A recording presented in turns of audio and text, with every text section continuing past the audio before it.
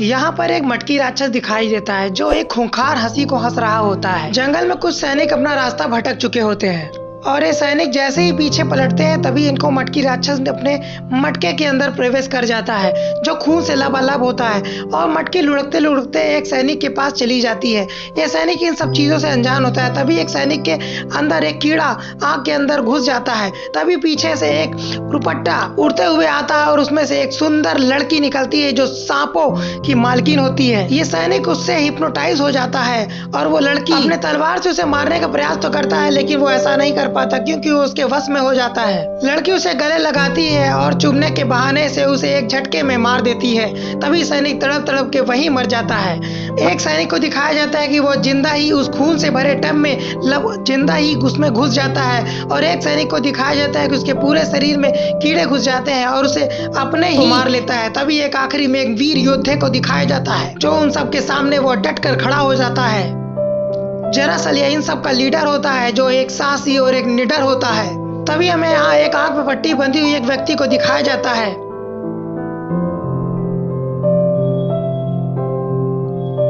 एक खून से लबालब पत्थर जिसे एक गुरु देख रहे होते हैं और ये दोनों आपस में इस चीज की बात कर रहे होते हैं कि आखिर ये चीज क्या है। तभी उससे एक कतरा निकालकर उससे आग लगाई जाती है और ये व्यक्ति उसे सूंघने लगता है और ये सूंघते ही पूरी तरह से पागल हो जाता है। तभी हमें जंगल में कुछ सैनिक दिखाई देते हैं जहां मटकी राक्षस भी वहां होता है। तभी कुछ सैनिक कुछ लोगों को वहां पकड़ लेते हैं जिसके आंख में पट्टी बंधी होती है और ये मुझे बताता है कि मटकी राक्षस के साथ बहुत सारे लोग हैं जो किसी को भी जिंदा नहीं छोड़ेंगे। वो इसे कहता है कि तुम ही इस सब चीजों को बचा सकते हो और उसे एक यंत्र देता है जिससे सब कुछ लोगों को बचाया जा सकता है। लेकिन जब तक वो कुछ समझ पाता तब तक बहुत देर हो चुकी होती रहती है। ये अंधा व्यक्ति उसे समझाता रहता है कि किस तरीके से तुम्हें सबको मारना है और किस तरीके से अपनी रक्षा करनी है, अपने साथियों की जान बचानी है। लेकिन ये सब कुछ सुन के सन्न हो जाता है और तब तक उसकी डेथ हो जाती है। तब तक वहां पर उस कमरे में बहुत ढेर सारे सैनिक आ चुके रहते हैं जिसे आदमी कुछ देकर वहां से जाने लग जाता है। तभी एक बूढ़ा व्यक्ति लालटेन लेकर उस कमरे के अंदर से आता है। तभी एक सैनिक उठाकर अपनी तलवार उसकी पीठ पर मार देता है जिससे उसकी पीठ से बहुत ढेर सारे राक्षस निकलते हैं और उस सैनिक के अंदर प्रवेश कर जाते हैं। ये सब देखते हुए वो सैनिक नहीं बच पाएगा। ये देखते हुए अपने आप को ही जिंदा मार लेता है।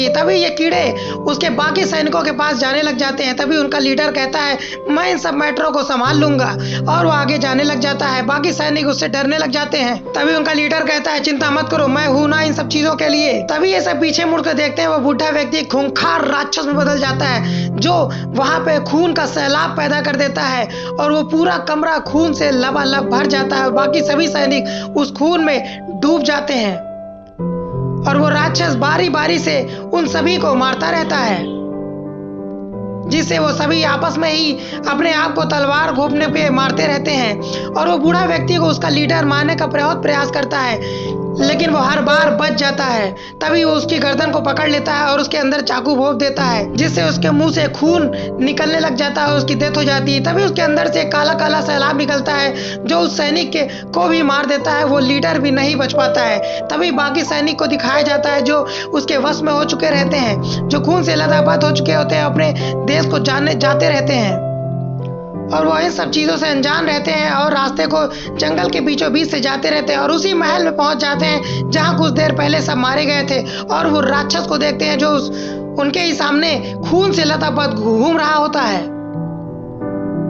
ये सारे सैनिक इन सब चीजों को समझ नहीं पाते हैं। सभी सैनिक उसको हैरानी भरी निगाहों से देखते रहते हैं और वह झट से गायब हो जाता है।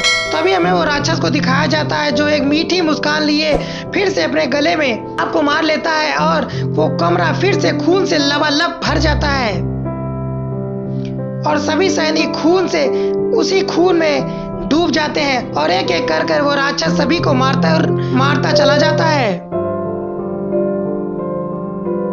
तभी उनके लीडर के पास वो राक्षस आता है। उसका लीडर उस राक्षस को उल्टा वो खुद ही मार देता है और उसी में जैसे ही वो उसको मर जाता है तभी वह खून का सैलाब जो था वो तुरंत खत्म हो जाता है और वो सभी सैनिक उस कमरे में नीचे गिर जाते हैं। तभी हमें कुछ देर पहले दिखाया जाता है वो सब बाहर आते हैं और एक जगह जाते हैं। एक दूसरे राक्षस को दिखाया जाता है जो तुरंत ही गायब हो जाता है और तभी एक सैनिक को वहां पर उस गड्ढे में घुस जाता है और वहां जब तक उसके सभी साथी वहां पर आते हैं तब तक उसकी मृत्यु हो जाती है।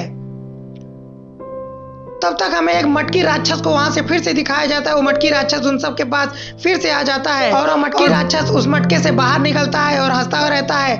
वो अपने हाथ पैर को निकालता है और निकालता ही चला जाता है। देखते ही देखते उसके इतने ज्यादा हाथ निकल जाते हैं। दरअसल मटकी राक्षस जिसको भी मारता था वो उनके हाथ अपने हाथों में जोड़ लिया करता था और उसने आज तक कई हजारों लोगों को मार चुका होता है। देखते ही देखते मटकी राक्षस एक सैनिक को अपने अंदर लेकर उसे मार देता है। लीडर और सभी सैनिक वहां पर उसे खड़े देखते रहते हैं क्योंकि वो बेबस हो चुके रहते हैं कि उसको कैसे मारा जाए। तभी उन सब का लीडर उन्हें मारने के प्रयास में रहता है क्योंकि उनके पास एक जादुई यंत्र रहता है। इसीलिए मटकी राक्षस उन सबको मारना चाहता है और अमर बन जाना चाहता है। तभी उनका एक लीडर आता है जो उड़ते हुए जाता है और मटकी राक्षस को मारने का प्रयास करता है और मटकी राक्षस को मार देता है। वो एक ही तलवार में मारा जाता है और इस मटकी राक्षस का अंत हो जाता है।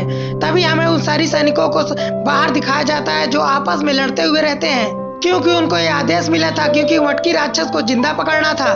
तभी हमें एक लेखक को दिखाया जाता है जो अपने एक नक्शे को पढ़ता रहता है जिसमें खजाना छिपा रहता है, लेकिन देखते ही देखते उसके कागज में पूरा खून से लबालब हो जाता है। वो कुछ समझ नहीं पाता है। जैसे ही तो अपनी 2 उंगलियों से उठाता है वो इस चीज को गौर करता है कि आखिरकार ऐसा क्यों हुआ।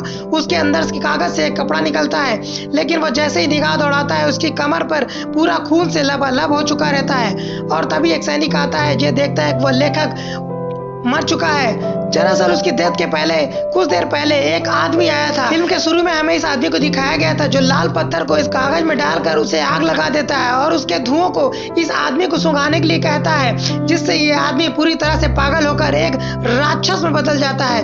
वही राक्षस इस आदमी को मार देता है क्योंकि यह नहीं चाहता, वह इस राज्य का पूरी तरह से अंत चाहता है। और तभी वहां पर एक जोरदार धमाका हो जाता है और पूरे शहर में सब के सब पागल हो जाते हैं और राक्षस में बदलते चले जाते हैं।